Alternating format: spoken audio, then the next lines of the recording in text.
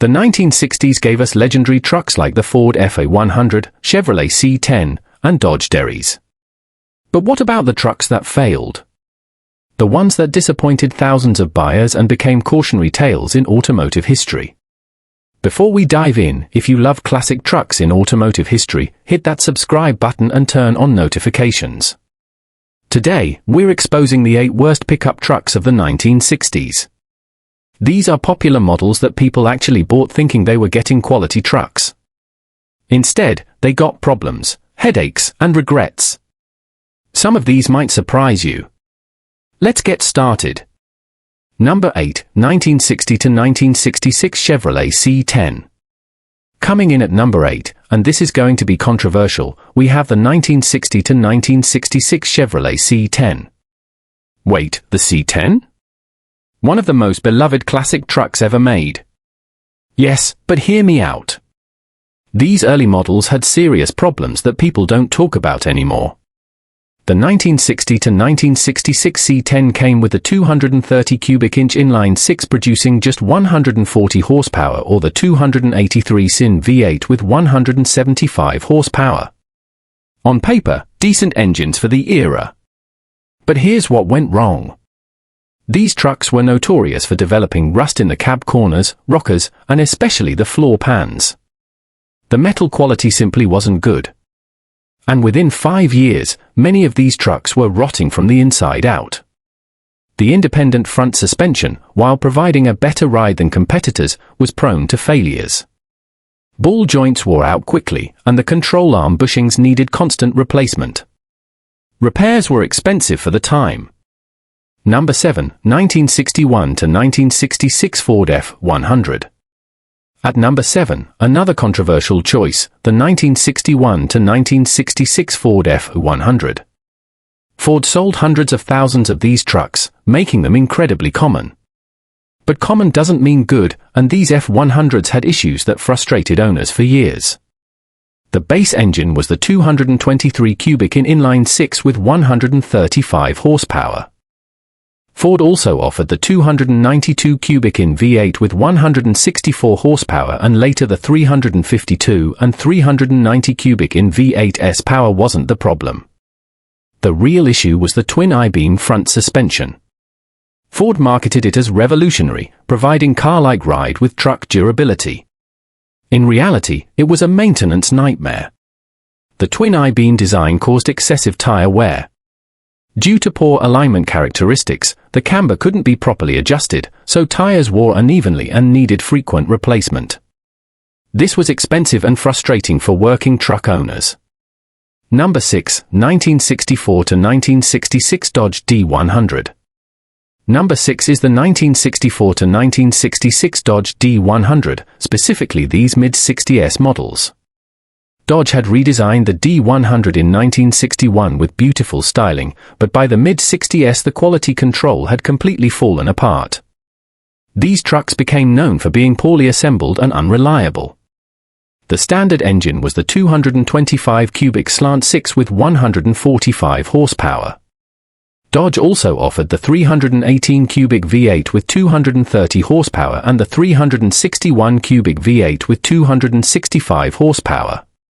The engines themselves were actually quite good. The problem was everything else. These trucks rusted faster than any competitor. The cab corners would rust through within 3 years in salt states. The bed floors developed holes quickly.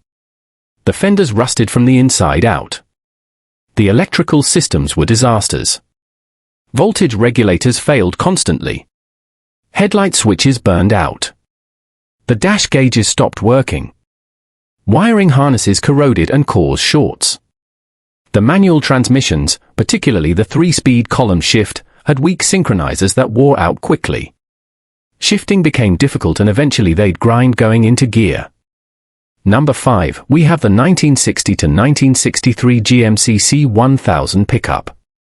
GMC was General Motors' truck division, and the C1000 was essentially a Chevrolet C10 with different badges and trim. You'd think being related to the Chevy would make it equally popular, but GMC made critical mistakes. The C1000 used the same engines as Chevrolet. the 230 cubic inch 6-cylinder with 140 horsepower and various V8 options, including the 283, 305, and 327 cubic inch engines. Here's where GMC went wrong. They positioned the C1000 as a premium truck and charged significantly more than the equivalent Chevrolet, sometimes 15 to 20% more. Buyers paid extra for virtually the same truck with a different grille. Number 4 is the 1965 to 1968 Ford F-250, the heavy-duty version of the FS series. Ford's 3-ton truck should have been a workhorse champion.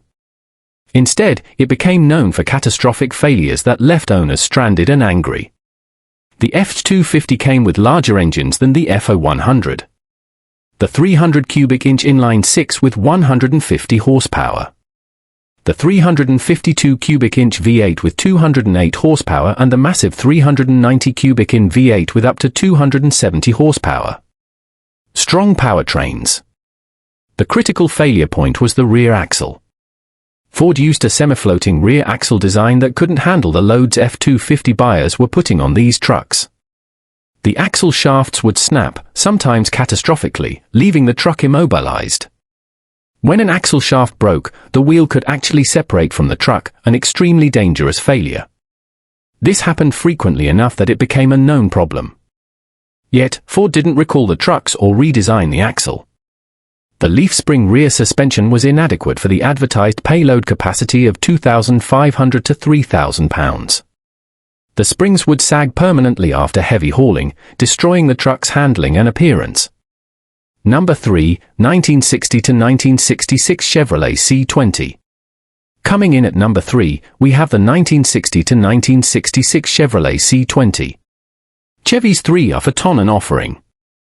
The C20 was supposed to be Chevrolet's answer to heavy-duty truck buyers. Instead, it became a lesson in how not to build a work truck. Chevrolet offered the C20 with the 292 cubic inch inline 6 producing 165 horsepower and V8 options including the 283, 327, and 409 cubic inch engines. The 409 was a performance engine adapted for truck use, producing up to 340 horsepower. Here's the problem. The chassis couldn't handle what the engines could deliver. The frames were identical to the C10 1/2-ton trucks, just with stiffer springs. This was inadequate engineering.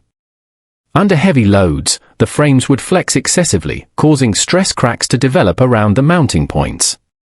Door gaps would change when the bed was loaded. Cab mounts would tear loose. The rear axle used a full floating design, which was good, but the gear ratios were wrong for the truck's weight and payload. The ring and pinion gears would whine and eventually fail under sustained heavy use. At number 2, we have the 1961 to 1968 International Harvester Travelette.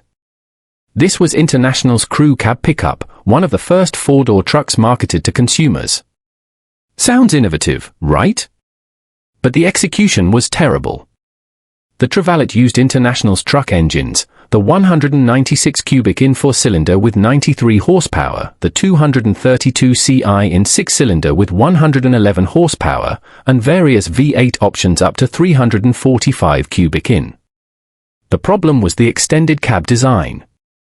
International stretched the wheelbase to 119 or 140 in to accommodate the rear doors, but didn't properly reinforce the frame.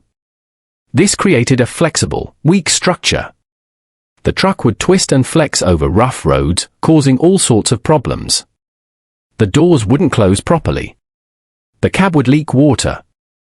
The rear window would crack from the frame flexing. The ride quality was punishing. And number 1, 1965 to 1966 Ford F-100 Custom Cab. And the number 1 worst pickup truck of the 1960s is the 1965 to 1966 Ford F-100 Custom Cab. Wait, another Ford F-100?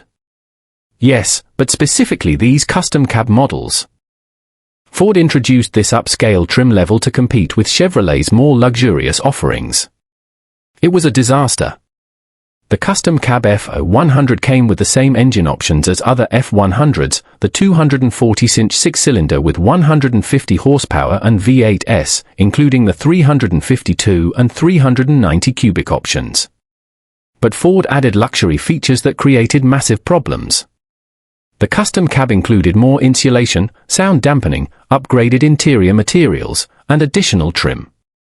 All of this added weight, about 300 pounds more than a standard F100. This extra weight overwhelmed the already marginal twin I-beam suspension. The front end sagged, wore out ball joints even faster, and created dangerous handling characteristics. The air conditioning system, optional but popular on custom cabs, was notoriously unreliable. Compressors would fail, hoses would leak, and the system would freeze up. Repairs were expensive and often unsuccessful. The power steering system, standard on custom cabs, leaked constantly. The pump would whine, the steering box would develop play, and the hoses would burst under pressure.